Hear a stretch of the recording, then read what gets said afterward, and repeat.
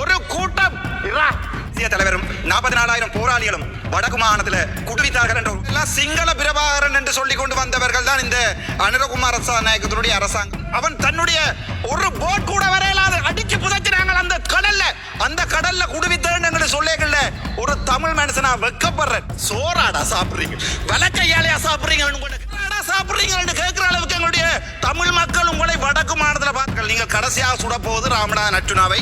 நீங்கள் பால் மக்கள் சக்திக்கு வாக்களித்த அனைவரும் என்ன செய்ய வேண்டும் என்று நேற்று டாக்டர் அர்ஜுனா சொல்லிவிட்டார். வலது கையால சாப்பிடுவனா இடது கையால சாப்பிடணும் சொல்லிவிட்டார். மீண்டும் பக்கத்து வீட்டுக்கு பிறந்தவனால மட்டும்தான் உங்களுக்கு ஓட் போடு. வளர்ந்த குழந்தையா இருந்தால் நாய்ப்பால் குடிக்காமல் உங்களுடைய அம்மாவினுடைய பாலை குடித்து வளர்ந்தவனாக இருந்தால் ஹைதராபாத் பொன்னபலத்தோடு கூட சண்டை பிடிச்சேன். நான் தமிழனாக இருந்து கொண்டும் சிங்கள மக்களால் அதிகமாக இன்று வரை நேசிக்கப்படுகின்ற ஒரு தமிழனாக இந்த பாராளுமன்றத்தில் இருக்கிறேன் நான் பெருமைப்படுகிறேன். என்றால் நான் மனதில் பட்டவற்றை நேரடியாக கதைப்பதற்கு இன்றைய தினம் எங்களுடைய 323 கண்டெய்னர் கள்ளன் என்று சொல்லப்படுகின்ற ஒருவர் உங்களுக்கு தெரியும் யாரென்று இன்றைய தினம் வந்து சொல்லியிருக்கிறார். தேசிய தலைவரும் 44,000 போராளிகளும் வடக்கு மாகாணத்தில் குடுவித்தார்கள் என்ற ஒரு கதை ஒன்றை இன்றைக்கு சிங்களத்தில் சொல்லியிருக்கிறார். இவர் சிங்களத்தில் சொல்லி தப்பிக்கலாம் நினைக்கிறார். ஆனால் சிங்களமும் தமிழும் சரளமாக பேச தெரிந்த எனக்கு அது விளங்கினது. அதனுடைய வீடியோவை நீங்கள் பார்ப்பீர்கள் வெகு விரைவில். மிகவும் கவலையாக இருக்கின்றால் இவர்கள் சொல்லிக் கொண்டு வந்தவர்கள் எப்படி நாங்கள் எல்லாம் சிங்கள பிரபாகரன் என்று சொல்லிக் கொண்டு வந்தவர்கள் தான் இந்த அனுரகுமார நாயகத்தினுடைய அரசாங்கம். எங்களுடைய மக்களும் அப்படியே பொய்களை உண்மை என்று நம்புகின்ற ஒரு சமூகத்தை சேர்ந்தவர்கள் நாங்கள். ஆகவே எங்களுடைய சமூகம் அள்ளுகொள்ளையாக நம்பியது இருக்குமோ சிலவேளை இவருமே போராட்டத்தை நோக்கி போராடியவர் என்று நினைத்து எங்களுடைய சமூகம் விட்ட வரலாற்று தவறு இந்த என்பிபி அரசாங்கத்துக்கு வாக்கு போட்டது. ஆனால் இன்றைய தினம் சிங்களத்திலே எங்களுடைய தேசிய தலைவர் வடக்கு கிழக்கை ஆண்ட போது ஒரு சிங்களவன் அவன் தன்னுடைய ஒரு போட் கூட வரையிலாத அடிச்சு புதைச்சினாங்க அந்த கடல்ல குடுவித்தேன்னு சொல்லேகள்ல ஒரு தமிழ் மனுஷனா வெக்கப்படுறேன்.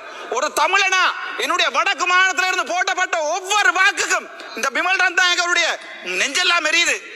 நான் உங்களுடைய போர் வீரர்களை நீங்கள் செபலியோ என்று சொல்லுகின்ற போது ரணவிருவோ என்று சொன்ன தமிழன் நான். ஏனென்றால் ஆயுதம் ஏந்தி என்னோடு இருக்கிறார்கள் ஆயுதம் ஏந்தி போராடியவர்கள் உயிரை துச்சமாக மதித்த தெய்வம் அதற்கு மேல. ஆனால் வெக்கமாக இருக்கிறது ஒரு கூட்டம் வந்து சொல்லுமாக இருந்தால் என்னுடைய தேசிய தலைவரை போராட்டவாதி என்று சொல்லுமா இருந்தா கவலையா இருக்கு. நீங்களும் ஒரு போராடின சமூகம், உங்களுடைய ஆயுதம் தூக்கின 1000 பேர் இருக்கிறீர்கள். வெக்கமா இல்லையா? சோறாடா சாப்பிடுறீங்க என்று கேட்கிற அளவுக்கு எங்களுடைய தமிழ் மக்கள் உங்களை வடக்கு மாநிலத்தில் பார்த்துக் கொள்வார்கள். நீங்கள் கடைசியாக சுட போவது ராமநாதன் அர்ஜுனாவை. அது எனக்கு நன்றாகவே தெரியும். இன்றைக்கு கூட செக்யூரிட்டி ரிஸ்க் என்று சொல்லி அறிவித்திருக்கிறார்கள். எனக்கு அது பிரச்சனை இல்லை. ஆனால் மிகவும் கவலையா இருக்கு.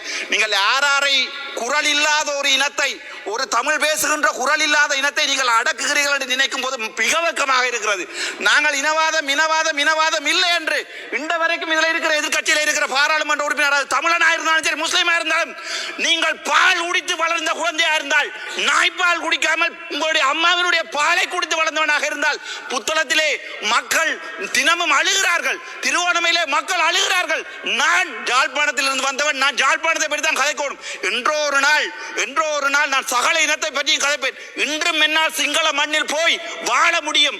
ஆனால் உங்கள் ஒருவனால் வந்து வடக்கு மாநிலத்தில் வாழ முடியுமா? இயலாது. ஏனென்றால் நீங்கள் முழு இனவாதிகள். வெக்கப்படுகிற என்னுடைய தேசிய தலைவர் நீங்கள் ஒரு குடு வியாபாரி என்று சொன்னதுக்கு இந்த முகத்தோட ஜாழ்ப்பாணம் வருவீர்கள். இதுல இருக்கிற ஓடினம் தீவிரமைத்தி கடல் அமைச்சர் எழும்பி ஓடுறார். பிமல் ரத்நாயக் எழும்பி ஓடுறார். வெக்கமா இல்லையா? நீங்க எல்லாம் ஒரு ஆயுதம் ஏந்தி போராடிய இது வந்து யாருக்கு அவமானம் என்றா ரோகண விஜய் வீர என்ற ஒரு பெரும் தலைவருக்குரிய அவமானம் இது.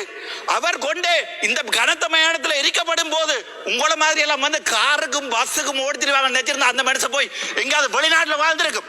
உங்களை மாதிரியான மனுஷர்கள் வந்து இந்த பாராளுமன்றத்தில் ரோகண விஜய் வீரருடைய பேரை கெடுப்பீர்கள் தெரிஞ்சிருந்தா அந்த மனுஷன் பிள்ளைக்குட்டியோட போய் வேற எங்கேயாவது வாழ்ந்திருக்கும். அப்படிப்பட்ட கேவலமான வெக்கமா இல்லையா உங்களுக்கு? ஒரு கணம் ஜோதிச்சு பாருங்க. ஒரு இனத்தை காத்த தமிழன், ஒரு இனத்தை காக்க போராடிய தேசிய தலைவர் வேலுப்பிள்ளை பிரபாகரன் இந்த வரைக்கும் ஒரே ஒரு தமிழன் நான் இதில் சொல்லிக் கொண்டிருக்கிறேன். எனக்கு என்னுடைய தலைவன் கடவுள். நீங்கள் என்ன சுட்டாலும் கொன்றாலும் புதைத்தாலும் என் சாம்பல் எழும்பி சொல்லும் என்னுடைய தேசிய தலைவர். வெக்கமா இல்லையாடா உங்களுக்கு?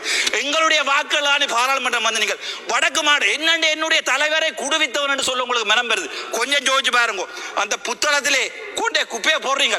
NHSL கொழும்புல இருக்கிற NHSL குப்பையை கொண்டு அந்த புத்தள மக்களுக்கு போடுறீங்க. புத்தளத்துல இருந்து வந்திருக்கிற எம்பி இந்த ஆறாவது ஒரு தமிழன் ஒரு முஸ்லீம் தமிழ் பேசுகின்ற ஆறாவது சொல்லேலுமா புத்தளத்துல குப்பையை போட வேண்டாம் உங்களுடைய அரசாங்கத்துக்கு. நான் தமிழனாக இருக்க ஆசைப்படுறேன். நான் தமிழ் பேசுகின்ற முஸ்லீம் இனத்தை என்னுடைய தேசிய தலைவர் என்று ஒரு நாள் பாதுகாப்பாக வடக்கு மாநிலத்திலிருந்து வெளியேற்றி இருந்தால் அது நீங்கள் பிழை என்று நினைத்தால் அதற்காக மன்னிப்பு கேட்கறதுக்கு நான் தயாராக இருக்கிறேன். உங்களுக்கு விருப்பமாக இருந்தால் என்னை கொள்ளுங்கள். நான் அதை சிங்களத்திலையும் சொல்கிறேன், நான் அவசரப்பட வேண்டாம்.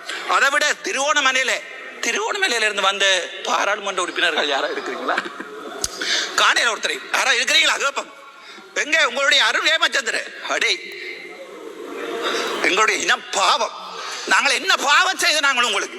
நாங்கள் ஆயுதம் எடுத்து போராடியது நீங்கள் எங்களை அடி கேட்க. நாங்கள் ஆயுதம் எடுத்து போராடியது, நாங்கள் ஆயுதம் எடுத்து எங்களுடைய தமிழீழம் என்ற நாட்டை 30 வருடமாக கட்டியது நீங்கள் எங்களை கேம்பஸுக்கு போடா பண்ணிக்கல. டிஸ்ட்ரிக்ட் கோட்டா என்ற ஒன்றை நீங்கள் இல்லாம பண்ணி, நீங்கள் பெரிட் என்ற ஒன்றை இல்லாம பண்ணி டிஸ்ட்ரிக்ட் கோட்டா கொண்டு வந்த போது 1970 இருந்து எனக்கு வரலாறு தெரியாது. வரலாறு தெரிந்தவர்களுடைய பிள்ளைகள் பக்கத்தில் இருக்கிறார்கள். இன்று வெக்கமே இல்லாமல் கஜேந்திரகுமார் பொன்னம்பலத்தினுடைய பேரை உச்சரித்து எங்களுடைய பிமல் ரத்னாக சொல்றார் வடக்கு மாநிலத்தில் இருக்கிறவன் முழுக்க இனவாதி என்று. நாங்கள் இனவாதி இல்ல. நீங்க கட்டினது கோயில் என்னுடைய. நான் ஒரு நாள் எங்களுடைய கஜேந்திரகுமார் பொன்னம்பலத்தோடு கூட சண்டை பிடிச்சேன். நான் இந்த வரைக்கும் சண்டை பிடிக்கிறேன். உங்களுடைய கோயிலை கட்டினது முழு தவறு என்றால் அது என்னுடைய உறவுகள் இருக்கிற ஒரு காணியில. ஆனால் நான் சொல்றேன் என்ன மினவாதம் போட்டு நான் கஜேந்திரகுமார் நிப்பாட்டுவோம். ஆனால் இப்போது நினைக்கும் போது சரி என்று படுகிறது அவர்கள் செய்கிற வேலை. என்றால் அவர்கள் 20-30 வருஷம் அரசியல் இருந்தவர்கள். அவர்களுக்கு நன்றாக தெரியும் இந்த பேரினவாத அரசாங்கம் என்ன செஞ்சாலும் மாறாதண்டு.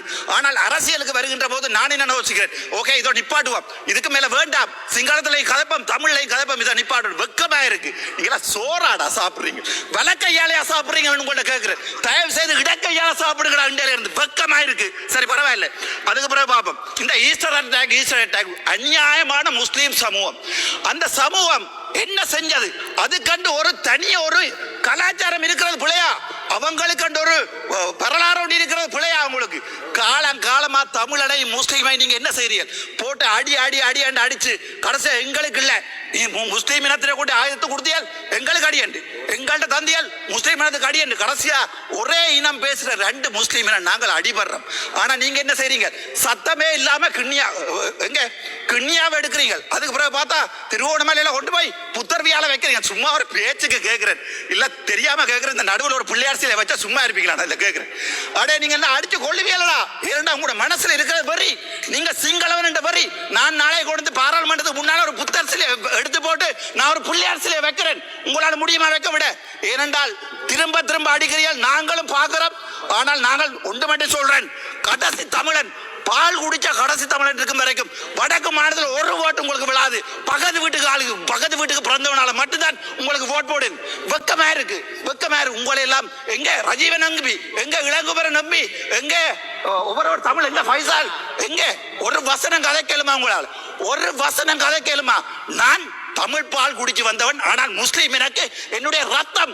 நீங்க என்ன சொன்னாலும் நான் ஒவ்வொரு முஸ்லீமுக்கானியும் அடிபடுவேன். என்றால் என்னுடைய தேசிய தலைவர் ரெண்டாவது ஒரு நாள் நினைத்து விட்ட புலையோ நினைக்காமல் விட்ட புலையோ அந்த புலையை திருத்துறதுக்கு எனக்கு கட்சி இருக்கு. கிழக்கிலே இன்று அரசாங்கத்துடைய செல்வாக்கு இந்த புத்தர் சிலையுடைய விவகாரத்துடன் முற்றமாக இல்லாம போய்விட்டது.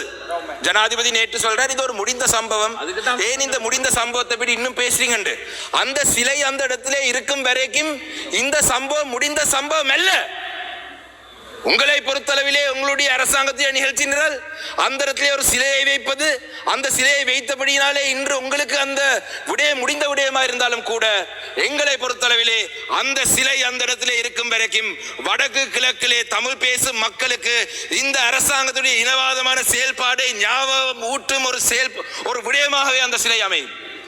அந்த சிலையை பார்க்கும் பொழுதெல்லாம் தேசிய மக்கள் சக்திக்கு வாக்களித்த அனைவரும் என்ன செய்ய வேண்டும் என்று நேற்று டாக்டர் அர்ச்சுனா சொல்லிவிட்டார். வலது கையால சாப்பிடவனா இடது கையால சாப்பிடணும்னு சொல்லிவிட்டார். மீண்டும் அதை சொல்ல வேண்டிய அவசியம் இல்லை.